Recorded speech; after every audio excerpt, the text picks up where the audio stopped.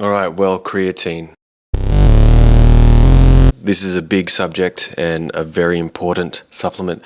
So I want to do my best to give an overview today, and then down the track we can break it up into more separate specific parts to go down some rabbit holes that are, I guess, more aligned with some people's interest in creatine, because it does multiple things. I think primarily what most people are going to be using it for is to increase muscle growth. And I think that's probably one of the coolest things that it does assist with. But also, I really need to cover off its ATP increase or its increases in stores of phosphocreatine, which allow for a few more seconds of ATP in the muscle cells, which help with performance as well. We'll cover those two things primarily, and there's a few other things that creatine does that need to be covered off, and a few myths and I guess things that are overemphasized that creatine does that are possibly the least exciting. We're going to primarily talk about creatine monohydrate today.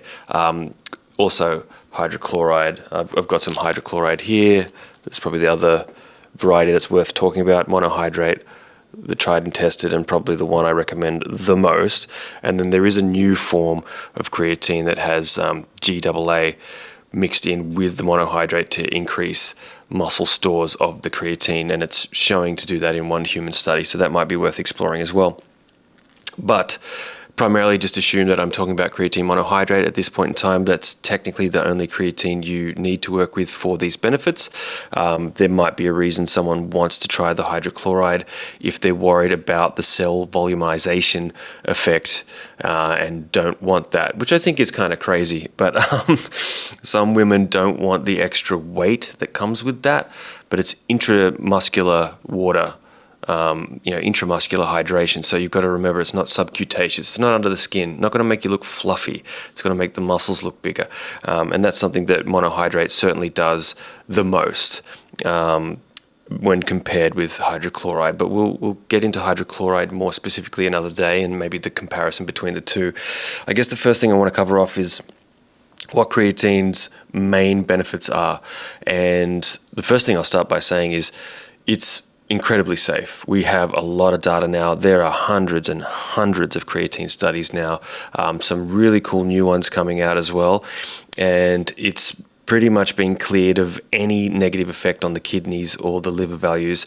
There can be false reads in certain tests that have led people to this belief, and potentially some wives' tales going around. It's still slightly not recommended for anyone with a kidney issue, and that's only because it may create a certain buildup in the system that could be negative in that scenario. But it's also highly unlikely and unproven. So even in people with kidney issues, it's probably fine. But there is just a caveat out there in the community to say maybe just not. But anyone with normal functioning kidneys, there's absolutely no reason to think it would do anything negative. And in fact, creatine is produced by the kidneys and the liver in the body, so you do produce it naturally. Supplementing with it obviously gives your body more to work with so that you can exaggerate the benefits. But you produce, generally, they've landed on about 2 grams a day naturally, 1 gram usually coming from the diet, and the other gram usually being generated by the kidneys and the liver through arginine and glycine, amino acids being used as the base substrate. Now, that's not to say that if you're a vegetarian or vegan, you would probably be lower, definitely. You wouldn't necessarily be producing 2 grams per day. And that's because you're not getting it from the diet, generally speaking. There isn't too many things in the vegetarian or the vegan diet that would provide much creatine. So most of it's going to come from red meat, seafood, and other protein sources like that are generally animal-based. So that's one thing to be aware of. It's going to be extra beneficial for people that are low in creatine, obviously, and that is really the essence of supplementation. It's giving your body everything it needs to be at its optimal and to potentially then get additional benefits out of the diet.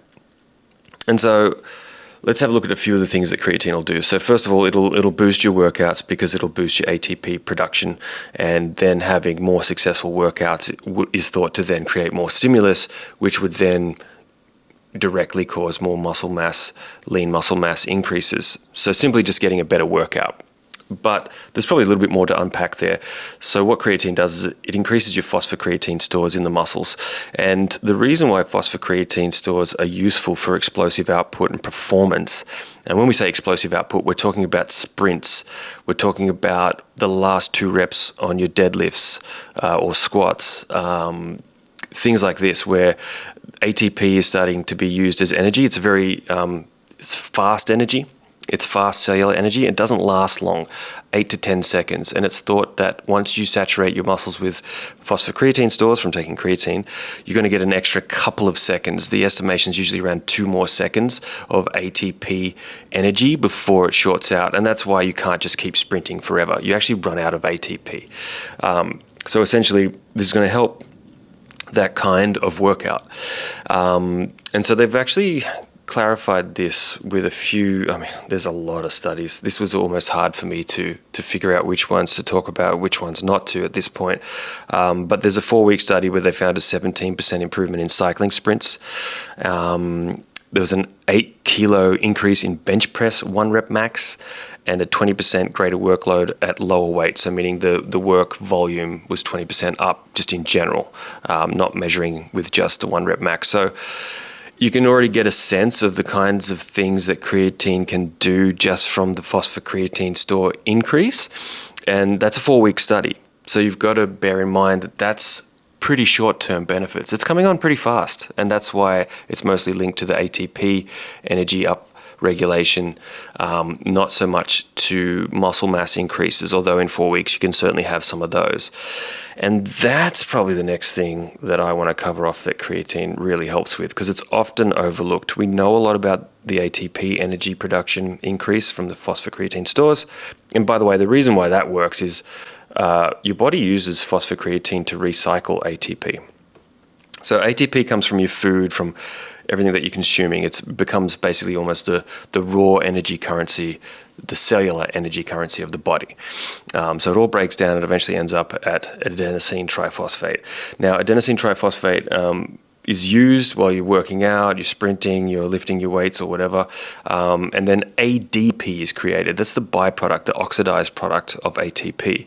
And then what phosphocreatine does is it donates a phospholipid, I believe it is, or a phosphoid, to the useless ADP. We'll call it useless ADP for just ease of understanding's sake, and turns it back into, so when you add that molecule, it now turns it back into ATP again. So it creates a recycling effect right there in the muscles where you need it. And that's why we're getting an extra couple of seconds of ATP production in the moment.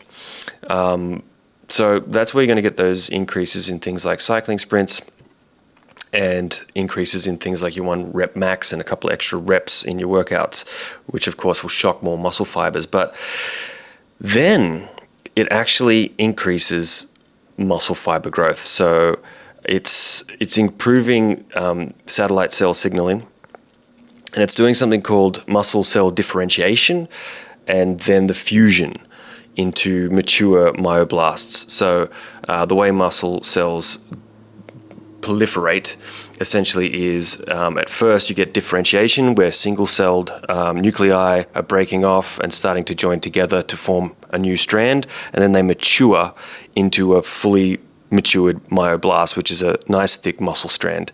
And creatine boosts that. It increases the rate of this happening through 2 specific pathways. They're not going to mean a lot to you, but I guess I just want people to understand that it's actually genuinely increasing protein synthesis, which is lean muscle mass growth over placebo in multiple studies via activating these pathways. And one's called the P38 pathway. The other one's called the AKT/PKB pathway. So if you want to look into that, you can, and you can figure out exactly how it's growing more muscle. It's not just increasing the water content in the muscle. So I just want to make that clear. It's often breezed over. It is a little bit of a mouthful to explain, and they're still finding out more about this. It's definitely getting down into the weeds, but it gets glossed over because it's hard to explain, and people often don't realize that creatine's actually boosting muscle growth specifically. Not just volumizing the cells, not just increasing the explosive output with those extra couple of reps, etc. And we've got lots of studies to back that up. We've got lots of muscle mass, lean mass increases over placebo in lots and lots of studies. And almost anyone that's used it regularly, like I have, can attest to that. You do get stronger, your muscles do get bigger, and it's quite obvious. It's also accentuated by the fact that with monohydrate there's a cell volumization effect, but it's doing more than just that. So it's really cool because you get this nice instant effect and your lifts start going up pretty quickly, but also with more long-term use, which is now proven to be very safe, you're getting more and more lean gains compounding on that. Of course, you've got to consume enough protein, you've got to train properly, consume enough calories in general, including carbohydrates. But creatine boosts you over what you would have without it. And then there's actually some new studies that have come out too that indicate it raises some anabolic hormones as well. So it's raising anabolic hormones. It's not a hormone. It's not a steroid. If your mum's watching, show her this segment whatsoever. It's in the diet. It's in red meat. We're just taking more of it to saturate our muscles to get the most out of the benefit of this particular pathway. But it does either as a result of you training harder, longer, and better, or through another pathway via maybe activating more muscle cell growth and the differentiation and the maturation of the myoblasts. We're also seeing a rise in anabolic hormones like IGF-1 after taking creatine. A little bit more DHT. It doesn't result in hair loss. That study just shows an increase in DHT. That's an inferred result. DHT does seem to be involved in hair loss. I mean, I'm one to talk. And so that's generally a genetic predisposition to maybe producing a little bit more, but it's also a genetic predisposition to losing those follicles as well. So just having a little bit more DHT from taking creatine is not going to cause hair loss if it's not genetically something you're predisposed to. So just be aware of that. I can't see anything that you need to worry about, but hey, don't listen to me. I'm bald as fuck. So now there's raising some anabolic hormones. There is the increase in cell hydration, and there is a theory that would then help with protein synthesis anyway, because a better hydrated muscle is a better nourished muscle, and more nutrients can probably get in there and boost the fibroblasts and so on, the muscle cell differentiation. Great, cool. It's there. It's particularly there with monohydrate, as I've mentioned. If you're worried about that and you don't want the cell volumizing effect, which I think is crazy, but if maybe you're a woman and you're just worried about the scales going up, you've just got that psychological connection to the scale going up, then HCl would be a good option for you to maybe explore, and we'll get into that more another day when I can fully digest HCl better. But essentially thought to be a little bit less volumizing of the muscle cells with the water, which does add a few kilos of body weight reliably. Reduce protein breakdown. So creatine seems to be anti-catabolic as well, probably just because it's causing more muscle growth, and that offsets muscle breakdown. Anyway, either way, it's heading in the right direction, an anabolic direction, and don't get thrown off by the word anabolic. It simply means growing muscle, and catabolic means breaking it down. And then one other cool thing that they've now discovered that creatine seems to do is lower myostatin levels. Now, if anyone's been following me for a little while, they know that I've talked about this before with epicatechin. It's a green tea extract or a dark chocolate extract, a coca extract that reduces myostatin and helps increase follistatin in studies. That's something that creatine seems to be doing as well, reducing myostatin. That's something you want to do, particularly as you age. Myostatin is a protein. It's a signaling molecule that basically tells your body to stop making muscle. And as we age, it goes up, and that's where the age-related decline in muscle mass is generally coming in with increased myostatin levels. And that's where sarcopenia kicks off, which is essentially that wasting, that muscle wasting. So this is part of the reason why it's considered an anti-aging supplement now as well. But it goes further than that. Obviously, it's helping prevent muscle breakdown, it's increasing muscle growth, and it's lowering myostatin, which means you hang on to more of your muscle. But it's also assisting, it seems to specifically target skeletal muscle, which is the muscle we're trying to grow generally when we want to get more lean muscle mass on our frame, but also the heart muscle, cardio muscle, So cardiovascular muscle gets supported by creatine as well, and this is thought to be the other pathway where it's really beneficial for anti-aging. It's helping your heart muscle pump, essentially. It helps keep the muscle fibers healthy. Also, phosphocreatine stores are going up, meaning you've got more ATP, more energy to pump for longer. So another welcome benefit. I really think that that's huge, and it's probably one of the least exciting thing. You know, when people are younger and looking to put on lean muscle mass, or in their 30s and 40s, like me, I'm in my 40s now, we're still more concerned with things like more muscle or maintaining lean muscle, protecting our lean muscle gains. And these are all things that creatine can do. But once you get past your 40s into your 50s and beyond, you start realizing the benefit in things that'll help you live longer. You know, start realizing your own mortality a little bit and realize that supplementation could be assisting there. And if it's low-hanging fruit like creatine, which is cents on the dollar for your average daily dose, then why the hell wouldn't you be using it? I've got my mum on it. I just want everyone to be aware of the benefits of creatine. And so that's why I'm making this long form. A few other things it does, though. I mean, brain health.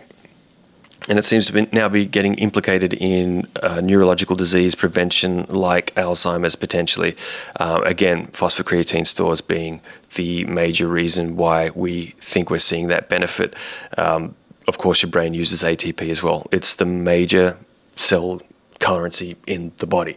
So, of course, your brain uses it. You know, your brain uses it, and it makes ATP out of a lot of carbohydrates.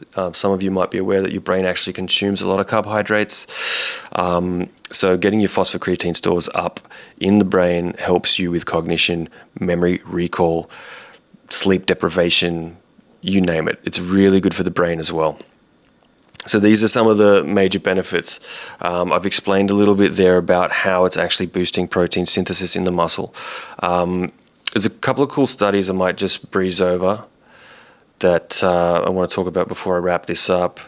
We've got some great studies on creatine versus placebo for muscle fiber size. You know, we're seeing doubling in fiber size, even with people that aren't lifting weights. This is the weird part. You don't actually, when you combine it with resistance training, the effects are much more pronounced, of course. Synergizes really well with the natural process of hypertrophy. But even if people are sitting around, we're seeing muscle fiber size increases in studies. So that just shows you how effective it is. That's not to say you're going to double in size, but you've got to understand incremental benefits in lean muscle mass take time and are really hard won, particularly naturally, which is effectively what this channel's all about, different natural ways to get the most out of your lean muscle mass and your testosterone and your healthy hormones. And creatine is very effective here. So you've got some increases, as I said, in some 1 rep maxes, peak power output increases. You know, we've got squat 1 rep max up 8.7% in a 9-week study on Division I college football players. And then, of course, it helps you gain muscle, and there's a lot of studies around that. There's been a review. This is a really cool study I want to just point out. They reviewed 250 studies on the most popular muscle-building supplements. Now, they made some interesting choices on what they consider the most popular muscle-building supplements.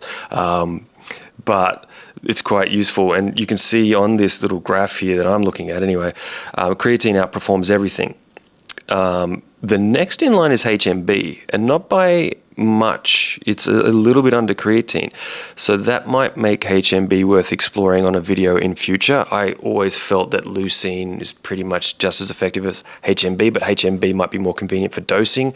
You don't need as much, so you can take it in capsule form and so on. It might be a nice pairing with creatine. But then you've got chromium. I'm not sure why they selected that. You've got androstenedione. Okay, and creatine vastly outperforms it. Androstenedione is more energy and aggression as far as a hormone goes, not so much for muscle growth. It's not as anabolic. And then you've got DHEA, which creatine outperformed, and so did HMB. DHEA being a precursor hormone to basically a bunch of hormones, but testosterone being one of them, estrogen being one of them as well. I get quite estrogenic if I take DHEA. I don't personally recommend supplementing with direct DHEA unless you actually aren't producing it properly. And then protein. Protein's nothing to sneeze at. You need at least, 1.5 to 2 grams per kilo of body weight to make sure that that's not your bottleneck on growing lean muscle mass. But you can see here in the study that creatine outperformed protein. I'm not sure exactly how they were pairing that up. But we're seeing on average 2.6 kilos of lean muscle mass across, one of these studies here. It's an 8-week study. And that's actually huge. To get almost 3 kilos, and you remember this is an average, there'd be people that did better than that were probably eating their protein, training better, sleeping better, is massive, particularly naturally. And those kind of gains are the sort of gains you want to be making. You want to make strong incremental gains that you can build on and maintain. Often when you come off exogenous compounds, you lose a lot of what you gained because the thing driving it isn't there anymore. Whereas taking something like creatine, that's a sustainable supplement strategy. So that's why I get excited about these sorts of things. And they're seeing fat mass go down as well by around 3.2% in a review of over 150 studies there. That's probably from training better. That's probably from having more lean mass, now consuming more calories in the diet and so on. So these are all kind of things you'd expect to see if lean mass is going up and workout output is going up anyway. But hey, it's heading in the right direction on all fronts. Now I guess I want to cover off how to take it, what my recommendations are, what my experiences are with it, which one to go for, maybe just briefly here too. The generally accepted dose is 5 grams per day for any sort of given person, and you certainly will see a lot of benefits at that dose. When I looked into the literature, I can find a study that seems to have found the sweet spot dose, the optimal dose, to be around, for every 10 kilos of body weight, a gram of creatine monohydrate. So that would be, for me, I hover at about 84, 86 kilos. That's 8.6 grams per day. I just do 10 grams a day. I do 1 scoop of mono in the morning, 1 scoop in the evening, and it's really a saturation effect. There's a lot of schools of thought on dose timing, before workout, post-workout, get it to shuttle into the muscles faster with some carbs. I think all of that's cool, and you might get a little bit more bang for buck out of each scoop, but ultimately it's a daily dose thing. So get it in whenever is convenient for you and whenever you feel you can be consistent with dosing it. So whether that's in the morning, there's some studies suggesting that having it with caffeine is suboptimal for absorption by a very small margin. If you want to put it in your coffee, because it has no taste, by the way, and I like to put it in my coffee, and you're not overly worried about that tiny, the benefit of getting that dose in versus missing it and forgetting and, I got to catch up tomorrow, outweighs any negative effect of it being in conjunction with caffeine. So take it in your morning coffee, have a banana after if you want to shuttle it in with the carbs, but just take it. The main thing is just get your dose in daily. It's going to saturate over time. You can use the loading phase. There is reasonable evidence to suggest that that's beneficial, but it's not essential, particularly if you're going to go for the 1 gram per 10 kilo of body weight approach. You will saturate fairly quickly, probably in as little as 2 weeks, because you'd be running a relatively high dose, but a much more manageable dose than the saturation doses that they suggest, which is usually 20 grams per day for anywhere from 7 to 14 days. But I don't think that's necessary, and what you might run into there is a little bit of the GI distress, the tummy upset that you can get from large doses of creatine. Now, this doesn't seem to happen as much these days. I'm going to say these days because most creatine products, like this is a good example. This is 100% pure creatine monohydrate from a brand that we stock at the store, and this is 200 mesh size. So basically what that means is the particles are very small. They're put through a very fine mesh. You can get 100 mesh size, usually still okay. Anything less than that, it's a bit granular. It'll almost look like sugar crystals when you look into your tub. And if you're having granules that big, they tend to upset the stomach quite a bit. And back in the day, that's often what would happen. You'd get a cheap creatine. It's quite sandy. You could feel it at the back of the throat. And you tend to find that it makes you feel like you need to take a shit or something. Just for about 15 to 20 minutes, maybe 30, before it dissolves in your intestines and stomach and whatnot, and it's absorbed and you're good to go. But not fun. None of these do that anymore. Anything 200 mesh size no issue. There's some that will say pharmaceutical grade. That's usually just 200 mesh size. I'm not sure what the supplier's differentiations are behind the scenes around that, but I'll eventually find out. But either of those stipulations are pretty safe bets. Any tried and tested brand that you've been using that's fine with your stomach, great, stick with that.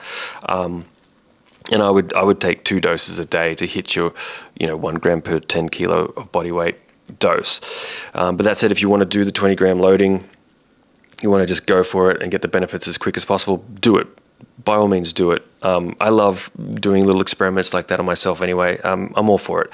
But split it up. Don't do 20 at once. Do 5 grams 4 times a day if you're going to go that way. And you will saturate fairly quickly.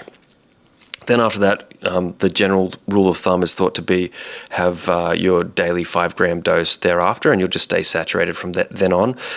But I would probably still go for the optimal dose of 1 gram per 10 kilos, and you'll always be saturated. And if you do that dose, you'll just get saturated eventually anyway, fairly quickly. So I think that's fine. I stick with 10 grams a day. That's what I like to do. You don't seem to need to do the loading phase with something like HCl. They're suggesting it's easier to absorb in because it's hydrochloride. It's water-soluble version, a more water-soluble version. Cool. We can look into that later. But we've got plenty of studies showing a really good muscle saturation level after dosing with even just 5 grams a day for 5 to 7 days. So I don't see there being too much for you to quibble about in terms of timing and dose, but there's some suggestions from me, and I certainly notice the benefits. I personally, if I have a break from creatine, either I've run out, which rarely happens now because we have the store, or if I'm on holiday and I don't have access to it and I forgot to pack some, or I was worried it would look like some sort of contraband on the way through the airport, then when I come back to it, and I'm lifting and I notice my lifts are at wherever they're at, 3 days later after getting back on the creatine, my lifts start going back up again. It's that cool. It's that noticeable. That's me anyway. Most studies take at least 4 weeks. Most people would take probably 2 weeks to notice benefits, but you could be adding 8 kilos to your bench in as little as 4 weeks, particularly if you haven't taken it before. You're going to notice the most dramatic benefits, I feel, in that sort of scenario. So I think it's amazing. I think it's great for the heart, the brain, the entire body. It's great to stave off losing muscle mass as we age. It's great for increasing muscle mass in young men, in young women, in people that are aging. It's not operating on specific anabolic pathways, so young men can benefit from this. The test is pretty high already.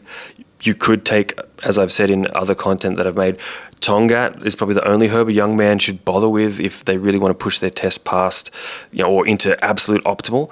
But creatine is a no-brainer. If you're trying to add mass, and when you're younger, that's usually what you're trying to do. Absolutely creatine. Get on it. I just think it's such low-hanging fruit at this point in time, and to be fair, it's really catching on in pop culture. People are aware that it's relatively safe and very effective and very affordable. So I would highly suggest using it. I use it all the time, and I recommend getting a good quality brand. Get it from your local supplement store. Make sure that they say, yep, they've used it before and they find it gentle on the GI, on the digestion, and that's really all you need to clarify, to know that you're going to have a decent product in your hands. We can certainly talk a bit about some of the other forms in future content. There's a new form that's hit the market recently that we've been selling quite well, GAA-18. It's basically just creatine monohydrate with GAA, which is a natural amino acid compound that helps with the uptake of creatine into the muscles, and there might be some new studies that'll come out about that showing benefits. I personally would take a scoop of that and still my 5 grams in the morning and my 5 grams in the evening of mono, because hey, it might just help me uptake more of my mono. Great. I'm all for experimenting with that. And look, if you're a woman and you're worried about the water retention side, you could maybe consider the hydrochloride. We'll get into that a bit more later. It seems like you don't need as much of the hydrochloride, but then in some other information I'm looking into, it looks like you need the same amount. I need to sort of figure that out a bit more. But at this point, it certainly is an option, and I certainly think you can't go wrong with including creatine into your supplement regime. It's probably the best bang for buck out of any supplement in the history of supplements. So consider creatine. You know, it's got my recommendation. There's some of the ways it works and some of the benefits. If you've got any questions, please comment below, reach out. I'll be chopping this up into little clips too on TikTok and Instagram and so on. So by all means, respond on there. And hopefully I can be of some assistance to your supplement journey and help you get the right advice or the right information to help you make an informed decision about the supplements to use. So that's it from me for today. Peace and love to everybody. Speak to you soon.